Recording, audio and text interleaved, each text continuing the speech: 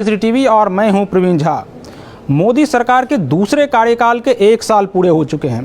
कैसा रहा ये पूरा कार्यकाल उनका 1 साल का, इसी पर बात करने के लिए हमारे साथ मौजूद हैं इस वक्त उत्तराखंड के पूर्व मुख्यमंत्री और कांग्रेस के राष्ट्रीय महासचिव हरीश रावत जी। हरीश जी, आपका पंजाब केसरी टेलीविजन पर बहुत बहुत स्वागत है। थैंक यू सर, आपसे पहला सवाल यही है कि आप इस पूरे कार्यकाल को, जो मोदी पार्ट 2 का जो 1 साल पूरा हुआ है, इसको आप किस रूप में देखते हैं? हाथ कंगन को आरसी क्या, पढ़े लिखे को फारसी क्या। जी, आप देख रहे हैं किस तरीके से करोड़ों जो हमारे प्रवासी श्रमिक भाई थे, जो हमारे कमाऊ पूत थे, भारत निर्माता जिनको माननीय प्रधानमंत्री जी ने कहा है, उनको सड़कों पे दुर्दशा झेलनी पड़ी है। आज भी सड़कें उनके चित्कारों से गूंज रही हैं। ट्रेनों में किस तरीके से उनके साथ बर्ताव हुआ है। 88 मौतें हुई हैं चलती ट्रेनों में प्रवासी श्रमिकों की। रेल की पटरियों में वो कट करके मरे हैं। रेलवे स्टेशन पे उनके साथ किस तरीके का दुर्व्यवहार हुआ है। कई जगहों पर लाठीचार्ज, टुंडला आदि में जो है उनके ऊपर, जहां 2 दिन में पहुंच जाना चाहिए था, वहां 5-5, 6-6 दिन में वो अपने गंतव्य में पहुंच पाए हैं। तो एक अव्यवस्थित व्यवस्था के तहत उनको घर पहुंचाने का काम हुआ है। तो सर, आपको नहीं लगता है कि इसके लिए ना सिर्फ केंद्र सरकार जिम्मेदार है, बल्कि जिस राज्य से वो मजदूर अब अपने घर को वापस लौट रहे थे, जो प्रवासी मजदूर जिस राज्य में काम कर रहे थे, वहां से जब वो अपने घर को लौट रहे थे, तो उस राज्य सरकार की भी, उन राज्य सरकारों की भी जिम्मेदारी बनती है कि उन मजदूरों को अपने राज्य में पहुंचाएं, अगर उनको अपने घर को जाना है। और अगर वो रोकने में असफल होते हैं तो यकीनन सबकी जिम्मेदारी बनती है। नागरिक के रूप में आपकी हमारी भी जिम्मेदारी बनती है, और समाज के रूप में भी हम उनको सहारा दें, जिन्होंने हमको सहारा दिया है, जिन्होंने हमारे लिए अपनी जवानी लगाई है। ये सब बातें हैं, मगर किन कारणों से इस तरीके की स्थिति पैदा हुई है, उस पर जरा सा जाना पड़ेगा। आप अचानक लॉकडाउन करते हैं, और जो श्रमिक थे कहीं न कहीं काम करते थे, असंगठित क्षेत्र में अधिकतर लोग काम करते थे, कुछ ही संगठित क्षेत्र। जी। और 4 घंटे का वक्त होता है रात का, तो सुबह जब आदमी फैक्ट्री पर जाता है तो फैक्ट्री बंद है, उद्यम बंद है, कार्यालय बंद है, और जेब में जितना पैसा है, क्योंकि तनख्वाह मिली नहीं है तब तक, तो जितना पैसा है वही उसके पास होता है। इसी तरीके से वो बेचैन व्यक्ति जब सोचता है मुझे घर को जाना है, हमने सबने देखा कि किस प्रकार से दिल्ली में लोग सड़कों पर निकल आए थे लाखों की संख्या में लॉकडाउन फर्स्ट में। तब उससे अलार्म्ड होकर के, चिंतित होकर के राजनीतिक दलों ने, जिनमें मेरी पार्टी और मेरी पार्टी का नेतृत्व अग्रणी था, हमने उनसे कहा कि आप चाहे खेत मजदूर है, चाहे फैक्ट्री में काम करने वाला श्रमिक है, चाहे घरों में काम करने वाला है, चाहे छोटे छोटे काम धंधे करने वाला है, संगठित क्षेत्र है, असंगठित क्षेत्र है, उनको आप न्यूनतम आय योजना के तहत आप न्याय प्रदान कीजिए, 7,500 रुपया दे दीजिए, और ताकि जो उससे हम कह रहे हैं कि तुम जहां हो वहां रहो, वो वहां रह सके। जब उसके जेब में पैसा होगा और उसको 3-1 महीने का अनाज मिल जाएगा, तो फिर वो चिंतित नहीं होगा। किराया भी देगा, दुकान का उधार भी देगा, बच्चे का दूध भी देगा, बच्चे की फीस के लिए भी चिंतित नहीं होगा, साबुन तौलिया भी खरीद करके ले आएगा। लेकिन सरकार ने उस बात को अनसुना कर दिया, और उसका परिणाम रहा जब लॉकडाउन आगे बढ़ा, और जब हम चौथे चरण की तरफ बढ़े, तो मजदूर का सब्र टूट पड़ा, श्रमिकों का सब्र टूट पड़ा, वो सर पर कफन बांध करके चल पड़े। आप इस बात से अंदाज लगा सकते हैं कि कोई व्यक्ति अपनी गर्भवती 7 महीने 8 महीने की पत्नी को लेकर के 400 किलोमीटर पैदल चलने के लिए निकलेगा? लोग निकले, लोगों ने जान हथेली पे आप इसके लिए सर केंद्र सरकार की उस पड़े। सर आप इसके लिए क्या मोदी सरकार के उस फैसले को ज्यादा जिम्मेदार मानते हैं, जो उस समय मात्र शॉर्ट नोटिस पर, जो ये 4 घंटे की नोटिस पर लॉकडाउन जो किया गया, तो आप कुल मिलाकर इसी को एकमात्र कारण मानते हैं इसके लिए? जब मैं घर के मुखिया के तौर पर कोई आदेश देता हूं और दूसरे लोग मेरे आदेश के समर्थन में खड़े हैं, उसका पालन कर रहे हैं, तो मुझको उन सारी संभावनाओं को देखना पड़ता है जो मेरे आदेश से पैदा होंगी। मेरा कहने का अर्थ है कि हम वो संभावनाओं को तो देख नहीं पाए, यदि हमने देखा तो उसका जो निदान था वो निदान उपलब्ध करवाने का काम नहीं किया। यानी आप ये कह रहे हैं कि दूरदृष्टि का अभाव है केंद्र सरकार के उस फैसले में। सुझाव दिया गया तो उस सुझाव को राजनीतिक सुझाव मान लिया गया, उसको ये नहीं माना गया नहीं ये अर्थव्यवस्था के संचालन के लिए जरूरी है। मैं आज भी कह रहा हूं कि यदि जो सारे विपक्षी दलों ने कहा कि 10,000 रुपया उनको दीजिए और सब्सिक्वेंट मंथों में उनको 7,500 रुपया दीजिए, वो सॉल्यूशन है। वो 2 बातों का सॉल्यूशन है। एक तो श्रमिक आश्वस्त रहेगा और अपनी दिनचर्या को चलाएगा और लौट करके फिर अपने कार्यस्थल पर आ जाएगा, और दूसरा इस बात का आश्वासन है कि जब लोगों के हाथ में पैसा आएगा, कैश आएगा, तो वो अपनी आवश्यकता की वस्तुएं खरीदेंगे, मांग बढ़ेगी मार्केट के अंदर जी। और जब मांग बढ़ेगी, इसके लिए तो सर इसके लिए तो 20 लाख करोड़ रुपए के आर्थिक पैकेज का ऐलान किया गया है, तो क्या इस 20 लाख करोड़ का जो आर्थिक पैकेज है उसको आप सही नहीं मानते हैं? मैं बहुत धन्यवाद देता हूं कि प्रधानमंत्री जी ने उदारता पूर्वक 20 लाख करोड़ रुपए के पैकेज की घोषणा की, और वित्त मंत्री जी ने और उदारता दिखाते हुए उसमें कुछ और जोड़ दिया। लेकिन उसमें से सीधा कितना लोगों के हाथ में आया है, ये प्रश्न है।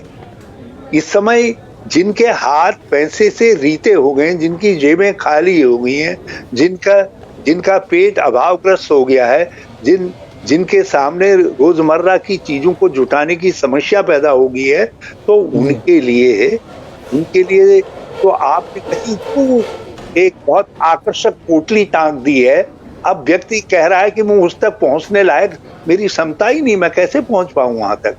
तो जो कर्ज देने की बात कही गई, उस कर्ज का उपयोग करने के लिए, अब जैसे हमने कहा है कि छोटे छोटे उद्यमों और को एमएसएमई सेक्टर को, विशेष तौर पर जो है माइक्रो एंड मिनी उद्योगों को और उद्यमों को आप नगद कैश सहायता दीजिए। उसके पीछे अर्थ यह है कि उनकी जरूरतें जो 20,000, 25,000, 75,000, 1 लाख की है, वो जरूरत यदि पूरी होगी तो वो तत्काल काम प्रारंभ करें, और कुछ मजदूर की मजदूरी दे देंगे जो पुराना बकाया है, और कुछ जो सामान जरूरी होगा काम चलाने के लिए उसको लेकर के आएंगे। आपने कह दिया नहीं आपके लिए कर्ज है, आप कर्ज लीजिए। अब वो कर्ज लेने जब जाएगा, आप मुझे कहीं ला करके बता दीजिए, किसी बैंक से कर्ज दिलवा दीजिए, जब तक आपका अपना पैसा भी यदि उस बैंक के अंदर होगा, उसको भी कर्ज के रूप में लेने में कितना समय लग जाता है। और जब आप पहले से ही बकायेदार हों तो आपको पहले तो कोई कर्ज देगा नहीं, यदि सरकार के इंस्ट्रक्शन के कारण देगा भी तो 9 तरीके के बहाने लगा करके, 9 तरीके की चीजें कह करके, उससे शर्तें मनवा करके तब वो कर्ज देगा, और जब तक कर्ज मिलेगा तब तक बहुत समय बीत जाएगा और ज्यादा ओवरहेड। आपके अनुसार क्या होना चाहिए था? आप किस रूप में, अगर आप अभी रहते सरकार में, तो आप किस रूप में इस कर्ज को देते? क्योंकि कर्ज देते या डायरेक्ट मदद पहुंचाते? मैंने कुछ अपने टैक्सी ड्राइवरों से, ऑटो ड्राइवरों से, ई रिक्शा वालों से बातचीत की। मैंने उनसे कहा भैया यदि 1,000 रुपये भी दे रहे हैं तो आप चलो ना, निकलो, काम तो कुछ तो शुरू करो। तो बोले साहब जो है गाड़ी का बीमा खत्म हो गया, और मेरी गाड़ी, कोई कहे मेरी गाड़ी का जो बीमा लगेगा, जब मैं बीमा करवाता हूँ उसमें 7-8 हज़ार रुपये लगेगा और मेरे पास देने के लिए तो कुछ है ही नहीं, मैं कहाँ, और जब तक बीमा नहीं करवाऊंगा मेरी गाड़ी को चलने नहीं दिया जाएगा। छोटे गाड़ी वाले कहें कि मकान जिसका मैं किराए पर चलाता था वो कह रहा भाई पहले का पैसा दिए तब गाड़ी देता हूँ, तब मैं तुमको चलाने देता हूँ। तो हर किसी के सामने एक विषय है कि उसके हाथ में कुछ पैसा हो तो वो अपनी आर्थिक गतिविधि को अपने कमाई के आधार को प्रारंभ करे। उद्योग का व्यक्ति भी कह रहा है कि बाजार में मांग हो, सप्लाई चेन स्थापित हो जाए और मैं उद्यम प्रारंभ करूं, मेरा मजदूर वापस आ जाए। ये सब के लिए मुझे कुछ न कुछ सहायता चाहिए। तत्काल सहायता शब्द कह रहे हैं लोग, कर्ज नहीं कह रहे, लेकिन मोदी जी की सरकार कह रही है कि कर्ज लो। ये दिक्कत ये है, हम ये कह रहे नहीं सहायता दो, हम ही नहीं कह रहे, सारे दुनिया के अर्थशास्त्री कह रहे हैं।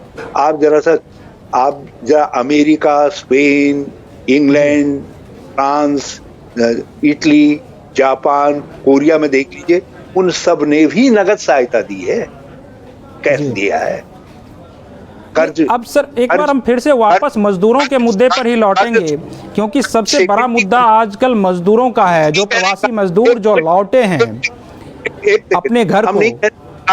आप कर्ज न रखिए, हम कह रहे हैं कर्ज को सेकेंडरी कंपोनेंट के रूप में रखिए, लेकिन फर्स्ट कंपोनेंट आर्थिक सहायता है और इस पर बहुत नहीं लगने जा रहा है। आज भी टाइम्स ऑफ इंडिया में एक प्रसिद्ध अर्थशास्त्री का लेख निकला है, उसने कहा है कि सर एक बार हम फिर से मजदूरों के मुद्दे पर ही लौटेंगे, क्योंकि मजदूरों के जो रोजगार का है सबसे बड़ा मुद्दा है, क्योंकि अब जो मजदूर लौटे हैं उनको अब किस तरह से रोजगार मुहैया कराया जाए, क्योंकि एक दो नहीं है, हजारों की संख्या में नहीं है, ये मजदूर लाखों की संख्या में है। और सबसे ज़्यादा तो ये कि आपकी भी सरकार है उन राज्यों में, क्योंकि आप देखिए पंजाब से जाने वाले मजदूरों की संख्या ज़्यादा है, राजस्थान से लौटने वाले मजदूरों की संख्या ज़्यादा है, महाराष्ट्र में आप गठबंधन में भागीदार हैं और वहाँ से भी काफ़ी संख्या में लोग अपने घर को लौटे हैं। तो क्या सिर्फ ये केंद्र सरकार की जवाबदेही बनती है या राज्य सरकारों की भी जवाबदेही बनती है कि उन मजदूरों को अपने राज्यों में रोकें? देखिए, पॉलिसी इनिशिएटिव केंद्र सरकार के हाथ में है। आप पॉलिसी बनाइए, आप राज्यों से आप पॉलिसी ये बना दीजिए कि हम राज्यों को इतना पैकेज दे रहे हैं और राज्य ये सुनिश्चित करें कि श्रमिक के हाथ में पैसा पहुंच जाए और वो वापस अपने कार्यस्थल पर लौट आए, छोटे उद्योग संचालित हो जाए। तो आप उनके राज्यों के हाथ में पैसा दीजिए। आप राज्यों को पैसा भी नहीं देंगे क्योंकि कंट्रोल आपके हाथ में है। जिसके हाथ कंट्रोल है ओवरऑल, जब तक कंट्रोल करने वाला व्यक्ति दिशा निर्देश नहीं देगा, दिशा तय नहीं करेगा, तब तक कैसे काम चलेगा ना। आपने ये तो बहुत अच्छी पॉलिटिक्स है कि लॉकडाउन आपने किया, 4 चरण गुजर गए और आपने अब अनलॉक करने का जब प्रश्न आया तो राज्यों से कहा कि तुम करो, तुम्हारे ऊपर हमने ये तुमको स्वतंत्रता दे दी है, ताकि यदि कहीं चीजें खराब हो जाए, भगवान न करे खराब हो, तो राज्यों की जिम्मेदारी तय हो। तो ये इज गुड पॉलिटिक्स। अन्यथा राज्य और केंद्र दोनों को मिलकर के काम करना है। राज्यों के पास संसाधन नहीं है, केंद्र के पास संसाधन है। केंद्र संसाधन उपलब्ध करवाए और एक नेशनल पॉलिसी के तहत थोड़ा वेरिएशन हो सकता है राज्य वाइज, वो वेरिएशन करके राज्यों को मदद करे। तब राज्य उसको इम्प्लीमेंट न करें तो हम कहेंगे राज्यों ने गलती की है। अब आज आपने दिल्ली के उप मुख्यमंत्री का बयान पढ़ा, वो कह रहे हैं हमारे पास तनख्वाह देने के पैसा नहीं है। राज्य सरकारें, सभी राज्य सरकारें कह रही हैं, जिसमें भाजपा शासित राज्य सरकारें भी हैं, वो भी मन में वो भी कह रही हैं इस बात को कि भाई हमारे पास पैसा तो नहीं है, हम कहाँ से काम चलाएं। जीएसटी की किस्तें तक उनको जो उनका पैसा मिलना था वो अभी तक रिइंबर्स नहीं हुआ है, उनके पास नहीं आया है। राज्यों के पास अपने संसाधन है नहीं। जिन चीजों से उनको आमदनी होती थी, आबकारी से लेकर के, खनन से लेकर के, दूसरी गतिविधियों से, जमीन की खरीद फरोख्त आदि, वो सब चीजें जो है बंद पड़ी हुई। जब सारी आर्थिक गतिविधियां बंद होगी तो राज्यों के आय के स्रोत बिल्कुल खत्म हो गए हैं। क्योंकि सेंट्रल बैंक और सेंट्रल कंट्रोलर आरबीआई उसके साथ लाइजन जो है केवल केंद्र सरकार का है, पॉलिसी केंद्र सरकार बना सकती है, रूल्स केंद्र सरकार फ्रेम कर सकती है, फाइनेंशियल रूल। तो इसलिए सारी राज्य सरकारें केंद्र की तरफ देख रही है, केंद्र उन चीजों को तय कर दे। यदि राज्य सरकारें न करें तो उनके ऊपर निश्चित तौर पर कहा जा सकता है भाई ये क्या बात है। जिस वक्त ये 20 लाख करोड़ रुपए, 20 लाख करोड़ का ये जो आर्थिक पैकेज दिया गया 20 लाख करोड़ का, तो उसमें जो है आप लोग लगातार उस समय कह रहे थे कि नहीं ये पुराने जो योजनाएं चल रही हैं, पुरानी योजनाएं, उस योजनाओं को ही उसमें मिला दिया गया है और ये नया कुछ नहीं है। 20 लाख हजार करोड़ का ये कोई पैकेज नहीं है। तो आप इसको क्या लगता है आपको कि इसमें ये पुरानी योजनाओं को ही समाहित किया गया था? भाई आपने कर्ज दे रहे हैं आप, तो कर्ज देने की प्रोसेस तो पहले से है ना, क्योंकि पहली बार तो बैंक कर्ज नहीं दे रहे हैं, सिर्फ आपने जो है कर्ज का वॉल्यूम बढ़ा दिया है। और आपने नयापन तो तब होता जब आप कहते नहीं ये स्टेप उठा रहे हैं, हम इस स्टेप के लिए जितना फाइनेंस है हम जुटा रहे हैं, हम तुमको ये फाइनेंस देने का काम कर रहे हैं। यदि आप पहले एमएसएमई सेक्टर को स्टार्ट करना चाहते थे तो आप कहते कि राज्यों से लो ये पैसा हम तुमको दे रहे हैं, ये पैकेज इतने एमएसएमई यूनिट्स आपके वहाँ है, इतने पैकेज आपको दिया जा रहा है, आप इसको डिस्ट्रीब्यूट करिए, आप एमएसएमई सेक्टर को प्रारंभ करिए। ये श्रमिक आपके राज्य के अंदर हैं और ये श्रमिक अपने ही कार्यस्थल पर रहें, इसको आप सुनिश्चित करिए और इनको देने के लिए ये मदद हमारी तरफ से है, तुमको ये मदद दी जा रही है। लेकिन आपने वो तब किया नहीं। तो दिक्कत ये है कि चीजों का आपने कंट्रोल अपने हाथ में पूरी तरीके से रखा। हमें कंट्रोल में कोई एतराज नहीं है, मगर वो कंट्रोल ऐसा होना चाहिए जो रेगुलेट करे चीजों को, वो कंट्रोल ऐसा नहीं होना चाहिए जो रोक दे चीजों। सर एक बार फिर से वापस 1 साल के मुद्दे पर आना चाहेंगे। ये जो 1 साल का कार्यकाल पूरा हुआ है, तो बीजेपी का ये कहना है कि जिन विवादित मुद्दों को किसी सरकार ने आज तक छूने की भी हिम्मत नहीं की थी, उन सारे मुद्दों को हमने सॉल्व कर दिया। तो क्या आप इससे सहमत हैं? देखिए, बीजेपी के कुछ राजनीतिक एजेंडा थे जी, वो कभी देश के मुद्दे नहीं थे। देश का मुद्दा तो आर्थिक तरक्की है, जन कल्याण है। देश का मुद्दा हमारी आप सर कैसे देश का मुद्दा कैसे नहीं है? अगर आप राम जन्मभूमि विवाद को देखेंगे तो क्या वो एक जनमानस का मुद्दा नहीं था? क्योंकि देश की लगभग 100 करोड़ आबादी यह मांग कर रही थी कि अयोध्या में राम मंदिर का निर्माण हो। तो आप इससे सहमत नहीं हैं? मेरी सहमत असहमत का सवाल नहीं है। राम हमारे इष्ट देव हैं, हम तो रघुवंशी लोग हैं, हमारे लिए तो राजा राम जो है जीवन है। लेकिन ये सवाल राजनीतिक दल ने अपना मुद्दा बनाया कुछ चीज, भाजपा स्वतंत्र है उसमें, और उन्होंने उन मुद्दों को एक एक करके हल किया। उसके लिए उनको आप शाबाशी दीजिए, कुछ लोग शाबाशी देंगे। जैसे राम मंदिर के लिए हमने भी शाबाशी दी, हमने कहा भाई ये निर्णय हो गया, सुप्रीम कोर्ट को इसके लिए धन्यवाद, और सुप्रीम कोर्ट ने निर्णय किया और उसका सबने स्वागत किया, सभी धर्मों के लोगों ने स्वागत किया। कुछ चीजें ऐसी हैं जिनके इम्प्लीमेंटेशन को लेकर के हमारी और उनकी सोच में तरीके में अंतर है।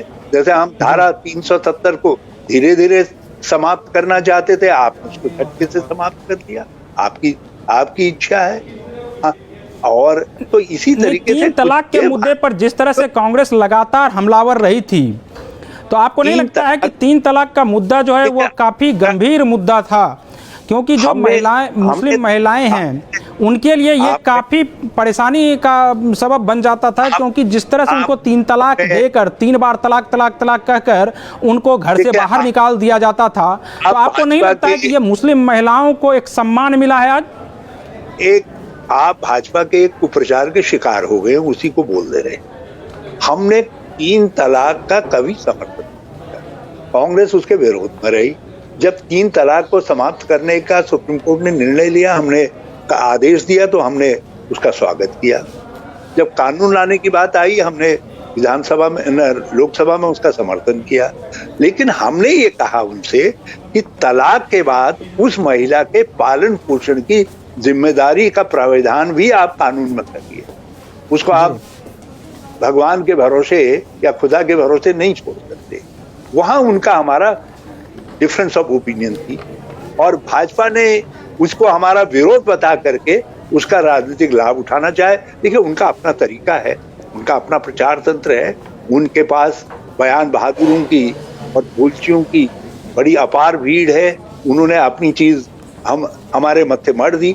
मैं कह रहा हूं ये सारा श्रेय उनको दे दीजिए। हम उस श्रेय के लेने में उनके कहीं आड़े नहीं आ रहे। मैं केवल इतना भर कहता हूं कि ये एक राजनीतिक दल के रूप में उनके एजेंडा थे, लेकिन देश के जो सार्वभौम एजेंडा है वो है आर्थिक विकास, तरक्की, सुशासन। और तो वो है, आप लोग भी तो लगातार आर्थिक मुद्दों पर सरकार को नहीं घेरते हैं। मैं वही सवाल यही तो आपसे भी बनता है। मैं वही कह रहा हूँ, आप जरा मेरी बात तो पूरे होने दीजिए। कहाँ है आज देश की अर्थव्यवस्था, कहाँ पर खड़ी है? हमने नहीं कहा है। ये सेंटर स्टैटिस्टिकल ऑर्गेनाइजेशन ने, भारत सरकार के संगठन ने कहा है, जो पिछले वर्ष 2019-20 के उन्होंने आंकड़े दिए हैं, वो साफ तौर पर कह रहे हैं कि देश की अर्थव्यवस्था पिछले वर्षों के बाद तब सर्वाधिक निम्न स्तर पर आ गई थी। और ये कोरोना से पहले आ गई, 4% से नीचे गिर करके आ गई थी विकास दर। और बेरोजगारी, पिछले देश के इतिहास में इतनी बड़ी बेरोजगारी कभी नहीं रही जो बेरोजगारी जो है इन 3-4 सालों के अंदर हुई। बेरोजगारी की वृद्धि दर दुनिया में 3.5% थी, तो भारत के अंदर वो 8% के करीब चली गई। और मोदी जी के शासनकाल में नौकरियां सूख गई, विकास ठहर गया। तो ये हम यदि इसको मोदी जी के मुकुट में आप रत्न समझते हैं तो ये रत्न उनको मुबारक हो। आज क्या स्थिति है साहब, हमारी सीमाएं जिनके हम जप्पी लगा पढ़ते थे, पता नहीं कितनी बार जो है उनकी जप्पी मारी मोदी जी ने सीसा जी। और क्या है आज हमारी सीमा की पोजीशन। नेपाल हमारा पड़ोसी, हमारा भाई, बेटी, हमारे रिश्ते हैं रोटी बेटी के नेपाल के साथ। वो नेपाल हमारी सीमाओं को, नेपाल की सीमा दर्शाने का संसद में अपने प्रस्ताव ला रहा है, जिस नेपाल की लोकशाही के लिए भारत ने संघर्ष किया, भारत के लोगों ने। नहीं तो इसके लिए आप किसको, ये जो काला पानी का जो मुद्दा उठा है, इसके लिए आप किसको जिम्मेदार मानते हैं? आप श्रीलंका से आज हमारे ताल्लुकात कहाँ पहुंच गए हैं। बांग्लादेश भी कुछ सवाल उठाने लग गया है। तो कहीं पर हमको इन सब चीजों का आकलन करना पड़ेगा, इनका आकलन करना पड़ेगा। मैं नहीं कह रहा हूं कि मोदी जी आए तभी समस्याएं आए, लेकिन दूसरों ने उन समस्याओं को बहुत तरीके के साथ हल किया और उनको कभी एक बर्निंग क्वेश्चन के रूप में आगे नहीं आने दिया। जब आप कहते हैं कि मैं सर्वपराक्रमी हूं, तो फिर आपसे उम्मीदें बढ़ जाती हैं और उन उम्मीदों पर हमारी सीमाओं के मामले में हो, आतंकवाद से लड़ने के मामले में हो और आज कोरोना से लड़ने के मामले में हो, सरकार सफल नहीं दिखाई देती है। अर्थव्यवस्था लेकिन हरीश जी, बीजेपी के नेता तो लगातार यह कह रहे हैं कि वैश्विक स्तर पर भारत का अब डंका बज रहा है। तो आपको क्या लगता है कि ये जो सारी स्थितियां हो रही है, चाहे चीन भारत सीमा को लेकर, चाहे नेपाल भारत सीमा को लेकर, तो ये डंका जो बज रहा है, तो उस डंका का अब क्या हो रहा है?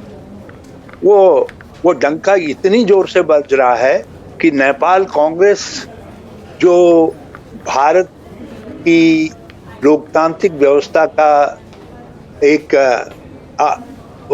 सिद्धांत, मान्यताएं, उन सब से प्रेरणा लेती थी, जिस नेपाल कांग्रेस का सारा संघर्ष के साथ भारत का घनिष्ठतम जुड़ाव रहा जो है, आज वो नेपाल कांग्रेस भी हमारे खिलाफ खड़ी होगी।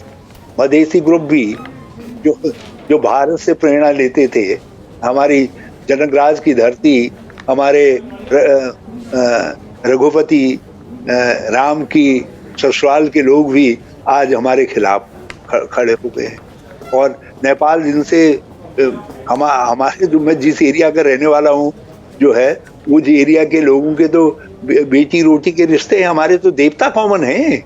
इस धार या इस पहाड़ी का देवता उस पहाड़ी का भी देवता है, उस पहाड़ी का देवता इस पहाड़ी का भी देवता है। जब बकरियां लेकर के देवता को चढ़ाने के लिए जाते हैं तो ये लगता ही नहीं है कि हिंदुस्तान है या नेपाल है। तो जो है आज वहाँ क्या हो रहा है, किस तरीके से भारत को देखा जा रहा है, समझा जा रहा है। इस बांग्लादेश के निर्माण के लिए भारत ने कुर्बानियां दी। आज कुछ बांग्लादेश में भी कई तरीके की चीजें उभर रही है। तो ये आप सोचिए, श्रीलंका है, श्रीलंका बिल्कुल डिफरेंट लाइन पर जा रहा है।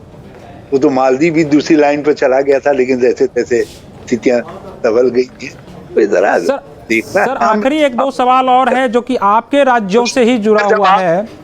जब अपनी सफलता को थोपते हैं, हम इनको सामूहिक चुनौतियां मानने के लिए तैयार, मगर जब आप अपनी सफलता का ऐसा ढोल पीटते हैं कि उस ढोल से वो ढोल हमारे कान के दिमाग के पर्दे खोल देता है, तब हमको ये सवाल आपसे करने पड़ते हैं। अर्थव्यवस्था का सवाल भी हमने समझा आज हल कर देंगे, कल हल कर देंगे। अब अर्थव्यवस्था रसातल में चली गई। अब जितना बाकी था, ये पोस्ट कोरोना स्थिति में क्या होगा, सबका मन डरा हुआ है। लेकिन हाथ हमारे जुड़े हुए हैं कि भगवान भारत कोरोना मुक्त भी हो और साथ साथ अर्थव्यवस्था भी देश की सुधर जाए।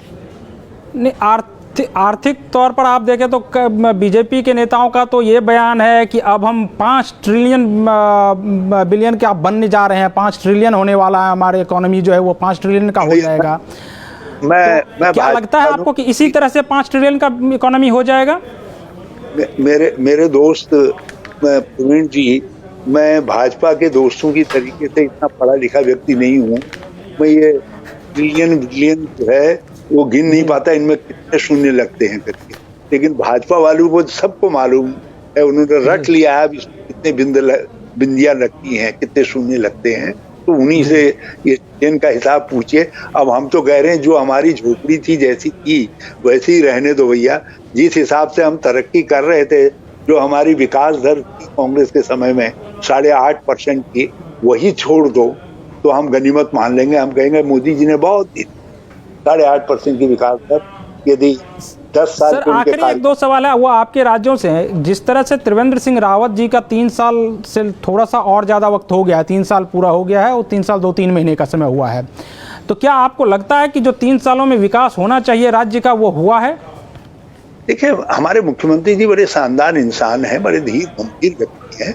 और जैसा एक उत्तराखंडी व्यक्तित्व होना चाहिए वैसे व्यक्तित्व हैं, और मैं उनके गुणों का कायल हूँ। कुछ करते ही नहीं हैं, तो इसलिए जो है कहीं कुछ बताने, कुछ कमियां दिखाने। नहीं, तो सर आप किस गुण के कायल हैं? क्या कि वो जो कुछ नहीं करते हैं उसी गुण के कायल हैं? कुछ करते ही नहीं। जब करते ही नहीं तो सवाल कहाँ से उठेंगे? सवाल तो तब उठेंगे जब कुछ करेंगे ना प्रवीण जी। जब आप इतना आप कायल किस गुण के हैं वही तो मैं जानना चाह रहा हूँ। जब आप इतने सवाल कर रहे हैं तभी तो उत्तर सुन रहे हैं ना। जब मैं इतना बोल रहा हूँ तभी तो आप मुझसे सवाल कर रहे हैं ना। वो कुछ कहते ही नहीं।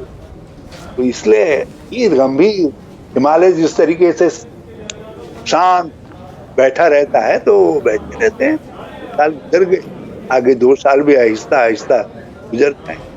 अब कुछ करते तो हम कुछ कमियां बताते, अब जब करते नहीं तो कमियां क्या बताएं? आप हमको बता दीजिए। लेकिन मुख्यमंत्री जी तो कह रहे हैं कि हम किसानों के लिए बहुत कुछ कर रहे हैं। 1 लाख रुपए तक का जो ऋण है वो बिना मतलब कोई ब्याज का दे रहे हैं। तो आपको नहीं लगता कि किसानों के लिए कुछ काम हुआ है? वो तो इतना कर रहे हैं कि किसी किसान ने उसका फायदा ही नहीं उठाया। अच्छा, जब भाई वो तो ऐसा कर दे रहे हैं कि कोई उसका फायदा ही नहीं उठा रहा है। सब लोग देखी के मगन हो जा रहे हैं, सुनी के मगन हो जा रहे हैं। मैंने कहा ना कि इसी के गंभीर व्यक्तित्व हैं, उनको देखी के मगन हो जा रहे हैं। 3 साल हो गए, मगन हो गए, 2 साल आगे और गुजर जाए। सर आखिरी सवाल आपसे होगा कि अब जो ये प्रवासी मजदूर जिनको अब प्रवासी कहा जा रहा है वो अब जब अपने घर को लौट रहे हैं तो अब वहाँ पर उनको रोजगार कैसे मुहैया कराया जाए, उसके लिए केंद्र सरकार क्या करे और राज्य सरकार क्या करे, आपके अनुसार क्या होना चाहिए? देखिए, जो राज्य सरकारें सचेष्ट हैं वो सर्वे करवा रही हैं कि उनमें से कौन लोग, कितने लोग हैं जो वापस अपने कार्यस्थल पर लौटेंगे। देखिए, मेरा अपना मानना है कि 60, 65, 70% तक लोग वापस अपने कार्यस्थलों पर लौटेंगे। वो नहीं लौटेंगे तो देश चलेगा कैसे? ये मेट्रो चलेंगे कैसे? ये औद्योगिक इकाइयां चलेंगी कैसे? तो वो लौटेंगे जो है। और मगर थोड़ा एक झटका आया है जो उन्होंने भी झेला है, और झटका जो है अर्थव्यवस्था को भी झेलना पड़ेगा। अब उसके बाद जो 30-35% लोग वहां रह जाएंगे जिनके अनुभव ही कटु हो गए हैं और जिन्होंने अपने मन में ठान ली है कि इस अपमान को जिस तरीके का झेला है, भाई अब ये काबिल बर्दाश्त नहीं हो, अपने राज्यों में संभावनाएं देखेंगे। तो उनके लिए एक तो तत्कालिक उनको काम मिल सके उसकी व्यवस्था होनी चाहिए। केवल मनरेगा के ऊपर छोड़ देने से काम नहीं चलेगा, उसके लिए सारे रूल्स इत्यादि राज्यों को नए सिरे से फ्रेम करने पड़ेंगे और उसमें जो है मनरेगा से जुड़े हुए जितने भी ऐसे विषय हो सकते हैं, विभाग हो सकते हैं, उन सब के संसाधनों को पूल करना पड़ेगा और राज्यों को रोजगार मूलक ऐसी संभावनाओं को जो कृषि को और स्थानीय उत्पादों को बढ़ावा दे सके उस पर उसका के लिए रोड मैप बनाना पड़ेगा। और दूसरा, 1-1.5-2 साल के हिसाब से जिनमें रोजगार नए सृजित किए जा सके उस पर काम करना पड़ेगा। और उसके अलावा जो है एक 4-5 साल की कार्य योजना बनानी पड़ेगी, अर्थात स्किल मैपिंग करके आगे का रोड मैप तैयार करने का काम करना पड़ेगा। मैं उत्तराखंड सरकार से निरंतर इस बात पर अनुरोध कर रहा हूं कि ऐसा करिए करके, लेकिन अभी तो करते दिखाई दे रहे हैं। वहां तो केवल एक ही व्यक्ति करते हैं ना, मोदी जी करते हैं। जब मोदी जी करेंगे, वो अनुलोम विलोम करेंगे तो सब अनुलोम विलोम करेंगे जो है। तो हम भी उम्मीद कर रहे हैं कि आर्थिक अनुलोम विलोम स्टार्ट होगा तो फिर गाँव के अंदर भी जो है रोजगार का अनुलोम विलोम प्रारंभ हो जाएगा। सर, एक आखिरी सवाल और कि जो मजदूर अब आप कह रहे हैं कि जो वापस आएंगे 60 से 65% मजदूर जो है वो वापस अपने काम पर लौटेंगे, तो क्या अब उनके लिए कुछ आर्थिक सुरक्षा ना हो, एक चाहे वो किसी प्राइवेट कंपनी में लौटें या जैसे भी वो काम कर रहे हैं, तो उन मजदूरों के लिए एक आर्थिक सुरक्षा का कुछ मापदंड तय हो और तब वो वापस आए तो उनको भी सुरक्षा का भाव उनके अंदर होगा और वो सही से काम कर पाएंगे? हमारे देश में माइग्रेंट लेबर के लिए भी कानून है। हमारे देश में जो कंस्ट्रक्शन वर्कर है उनके लिए भी कानून है। हमारे देश में इस सामाजिक सुरक्षा का भी कानून, लेकिन उन समय की चुनौती के अनुसार रीशेप करने की जरूरत है, स्ट्रेंथन करने की जरूरत है। कोरोना ने हमारे ऊपर हमको ये सिखा दिया है कि अर्थव्यवस्था का जो पिलर है, जो सबसे मजबूत जिस पर सारा भार है, उसको आपको मजबूत करना पड़ेगा। उसके लिए आपको वर्तमान कानूनों में पर्याप्त सुधार करना पड़ेगा, सामाजिक सुरक्षा के दायरे को विस्तृत करना पड़ेगा। ऐसा न हो कि किसी दिन कोई और महामारी आए और आपको फिर लॉकडाउन करना पड़े तो मजदूर उस बार सोचे कि पहले तो मैंने वापस अपने घर लौटने में 2 महीने लगा दिए, आप तो या 1.5 महीना लगा दिया, आप तो उसी दिन दौड़ पड़ो करके कि कुछ होना ही नहीं है। तो ये भाव ना आए, उसके लिए उतनी मिनिमम आर्थिक सुरक्षा मिलनी चाहिए। उसी कमी को दूर करने के लिए तो राहुल जी ने कहा ना कि आप इनको न्याय दीजिए, 7,500 रुपया कैश इनको ट्रांसफर करिए और जो सेस बना हुआ है कंस्ट्रक्शन वर्कर्स के लिए, उस सेस के पैसे से कंस्ट्रक्शन वर्कर्स को आप पैसा दीजिए और खेत मजदूरों के कल्याण के लिए जो कोर्स बना हुआ है उसे उनको पैसा दीजिए। लेकिन आप क्या नहीं, आप डायरेक्ट देना नहीं चाहते हैं, आप तो चाहते हैं। राहुल जी ने जो कहा था कि ये पैसा आप डायरेक्ट उनके हाथों में दीजिए, तो क्या आपको लगता है कि ये इतने लाख मजदूरों को या इतने लाख कामगारों को ये देना एक तरह से बहुत ज्यादा बोझ नहीं होगा सरकार के ऊपर? नहीं है, कोई बोझ नहीं है। रघुराम राजन जी हमारे स्टेब्लिश अर्थशास्त्री हैं, मिस्टर बासु जो है, जो एडवाइजर भी रहे हैं, प्रिंसिपल एडवाइजर भारत सरकार के, तो उन लोगों ने कैलकुलेट करके बताया है कि इसमें 1 लाख करोड़ से कम धनराशि लगेगी। और हमने जो 10,000 रुपया कहा है, तो उसमें भी अनुमान यह है कि ये करीब 1.5 लाख करोड़ रुपया लगेगा इसमें। और जो आज नए आंकड़े जिसमें 25,000 रुपया देने की बात कही है एक प्रसिद्ध अर्थशास्त्री ने, तो उसके अनुसार, उनके अनुसार भी 3,28,000 करोड़ रुपया लगेगा, जो टोटल पैकेज का 1/6 हिस्सा भी नहीं है। तो यदि आप 25,000 रुपये भी इन सब के हाथों में डाल रहे हैं, तो भी जो है जितने का पैकेज है उसका 1/6 हिस्सा से ये काम चल जाएगा, और उससे सारी आपकी आर्थिक समस्याओं का समाधान निकल आएगा। अब तो ये समझ रहे हैं कि प्रधानमंत्री जी कुछ न कुछ सोच रहे होंगे, क्योंकि आज उन्होंने जिन शब्दों में कहा है हमारे माइग्रेंट वर्कर्स के लिए उनकी तकलीफों का तरीके से मन की बात में बयान किया है, तो मुझे तो लगा कि वो आप बिल्कुल करीब करीब मन बना चुके हैं कि इनको कैसे देना है, न्याय प्रदान करना है। इसीलिए हम निरंतर आजकल न्याय जिंदाबाद कर। जी हरीश जी, आपका बहुत बहुत शुक्रिया हमसे जुड़ने के लिए। तो ये थे उत्तराखंड के पूर्व मुख्यमंत्री हरीश रावत जी, जिनका ये कहना है कि अब अगर आपको मजदूरों को सही रूप में मदद पहुंचानी है तो उनके हाथों में डायरेक्ट पैसा देना होगा, ऋण देकर आप उनकी भलाई नहीं कर सकते हैं। बहुत बहुत शुक्रिया। जो दर्शक अभी तक हमारे साथ जुड़े हुए हैं उनका भी बहुत बहुत शुक्रिया।